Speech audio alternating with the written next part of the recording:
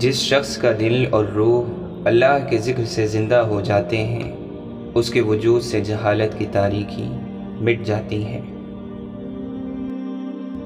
صبر ایمان کی بنیاد ہے، اخلاق انسان کی خوبصورتی ہے، سچائی قرآن کی زبان ہے، عاجزی کامیابی کی کنجی ہے، اور دعا مومن کا ہتھیار ہے۔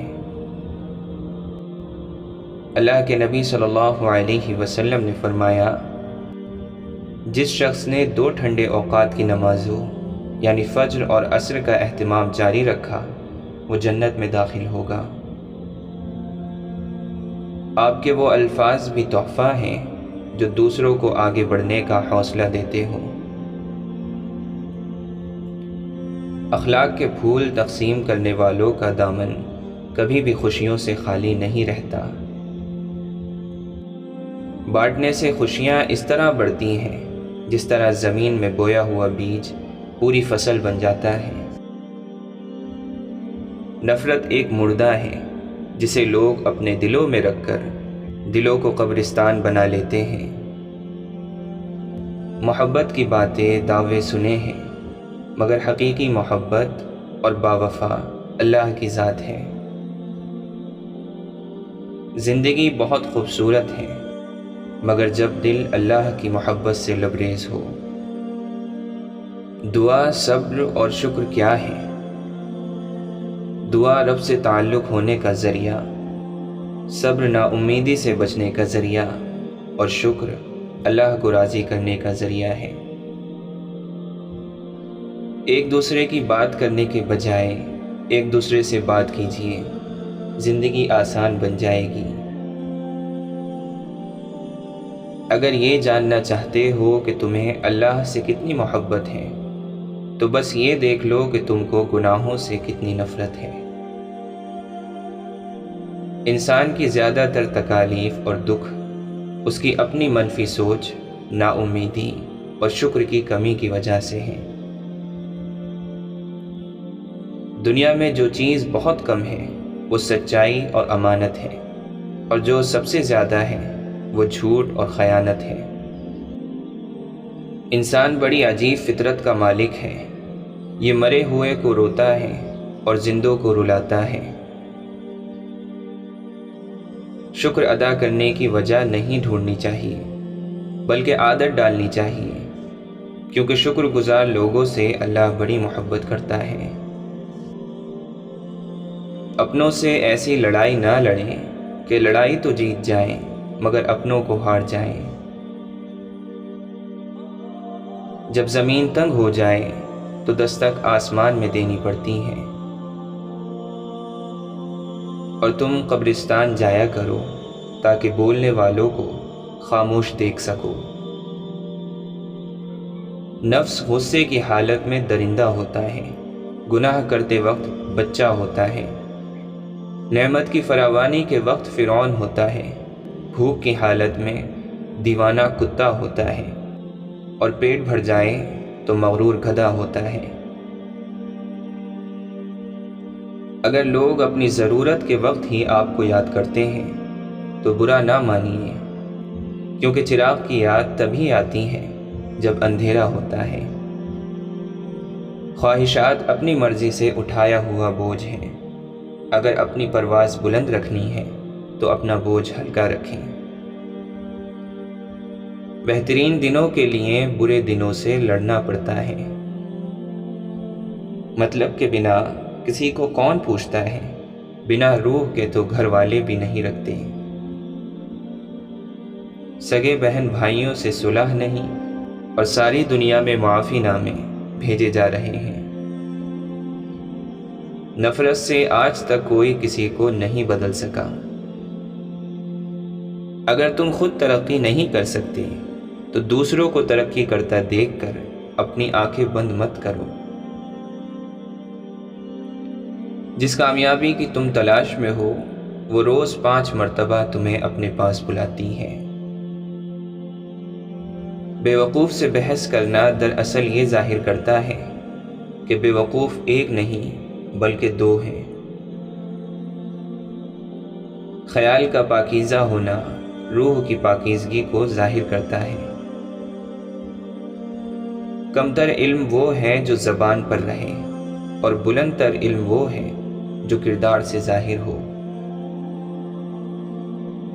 آپ کا ظاہر جیسا بھی ہو، آپ کے اندر کا انسان معنی رکھتا ہے۔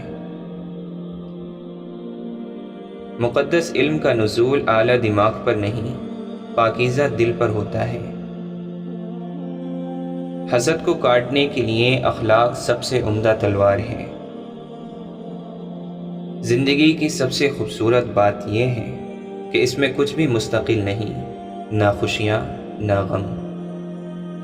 حضرت علی رضی اللہ عنہ نے فرمایا، ہمیشہ سمجھوتا کرنا سیکھو، کیونکہ تھوڑا سا جھک جانا کسی رشتے کو ہمیشہ کے لیے توڑ دینے سے بہتر ہے۔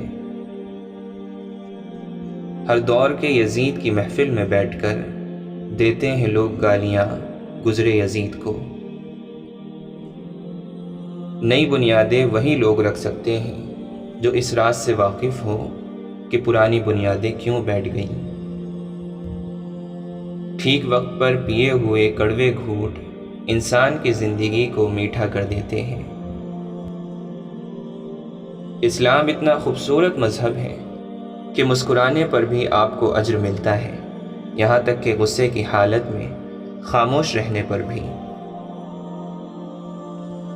نفرتوں، دھوکوں اور سازشوں کے ہم اتنے عادی ہو چکے ہیں کہ محبتوں اور خلوص پر بھی بڑی مشکل سے یقین کرتے ہیں۔ اپنے آپ کو دوسروں سے بہتر سمجھنا حماقت کی پہلی سیڑھی ہے۔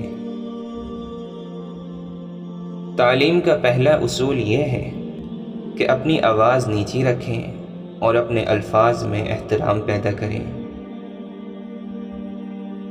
جھوٹ کبھی عزت نہیں پاتا، چاہے اس کی پیشانی پر چاند نمودار ہو جائے، اور سچ کبھی ذلیل نہیں ہوتا، چاہے سارا زمانہ اس پر قہقہے لگائے۔ صبر اور شکر ایسے اثاثے ہیں جو کامیابیوں کا ڈھیر انسان کے قدموں میں لا کر رکھ دیتے ہیں۔ علم حاصل کرو یہ ضروری ہے، لیکن علم سے بھی کچھ حاصل کرو، اور یہ انتہائی ضروری ہے۔ واصف علی واصف فرماتے ہیں، اپنے بچوں کو چاند پر قدم رکھنے والے انسان کے قصے نہیں، بلکہ انگلی کے اشارے سے دو ٹکڑے کرنے والے محمد صلی اللہ علیہ وسلم کی پیروی کرنا سکھاؤ۔ دعا یہ مانگنی چاہیے کہ اتنا کرم نہ ہو کہ ہم اس کی یاد سے غافل ہو جائیں، اور اتنا ستم نہ ہو کہ ہم اس کی رحمت سے مایوس ہو جائیں۔ غلط ارادے کی کامیابی گناہ ہے، اور صحیح ارادے کی ناکامی بھی ثواب ہے۔ اپنے ارادے کی اصلاح کرو۔ اپنی زندگی کو بے ضرر بنانا عبادت کی ابتدا ہے، اور اسے دوسروں کے لیے فائدہ مند بنانا انتہا ہے۔